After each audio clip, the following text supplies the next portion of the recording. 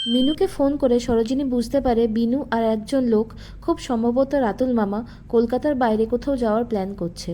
রাতুল বিনুকে বেশ কিছু টাকা দেয় আর বলে কালকে আমাদের মেমারি নিয়ে যেতে হবে, তবে ব্যাপারটা একটু সিক্রেট রাখিস। বিনুর এক বোন হারিয়ে গেছে, অনেক কষ্টে বাবা মায়ের খুনিদের হাত থেকে নিজের বোনকে বাঁচিয়ে রেখেছে, কাউকে তাদের আসল পরিচয় জানায়নি, তাই সে সোশ্যাল মিডিয়ার রিপোর্টার মেয়েটার খোঁজ আর করতে চায় না। রাতুল একজন হ্যাকারকে কল করে বলে যে ভিডিওটা কোথা থেকে করা হয়েছে তার লোকেশনটা তাকে জানাতে। এদিকে খাবার টেবিলে রাতুলকে চিল মেজাজে দেখে খুবই কনফিউজ হয়ে যায় সরোজিনী। ডানা এরপরে সোশ্যাল মিডিয়ার ভাইরাল রিপোর্টার মেয়েটার কথা বলে। রাগিনী বলে, আমি তো শুনেছি আততায়ীরা ময়ূক সেনের স্ত্রী সন্তান সহ গোটা পরিবারকে মেরে ফেলেছে। সরোজের মুখ ফসকে বেরিয়ে আসে যে না, ওনার সন্তান বেঁচে আছে। রাগিনী বলে যে তুমি কি করে জানলে? সরোজ কথাটা ঘুরিয়ে দিয়ে বলে যে যখন সে ইন্টার্নশিপ করছিল তখন অনেক পুরনো আর্কাইভ থেকে এই খবরটা তাদেরকে দেখিয়েছিল, সেখান থেকেই জেনেছে। রাগিনী জিজ্ঞাসা করে, তুমি এই কেসটা রিপোর্টিং করছো কি?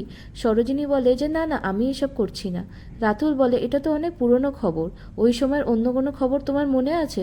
সরোজ তখন একটা যাত্রীবিহীন রহস্যে ঘেরা জাহাজের নিউজ জানায়, যেটা ডানা গুগলে চেক করে দেখে যে না, সরোজ ঠিক কথাই বলছে।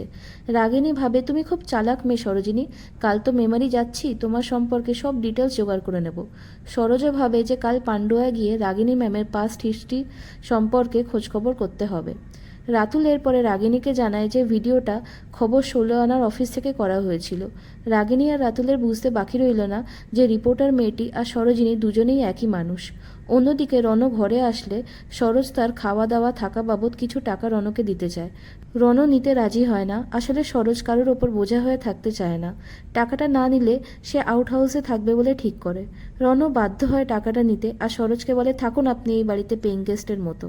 পরের দিন সকালে কথায় কথায় রণ বলে যে অন্যের শখ করে সাজানো ড্রেসিং টেবিল নষ্ট করে দেওয়ার জন্য তার মনে হয়েছিল তার এই আচরণে মা হয়তো খুব কষ্ট পেতেন, তাই সে চিরকুটে সেদিন সরিটা সরোজিনীকে নয় ওর মাকে উদ্দেশ্য করেই লিখেছিল।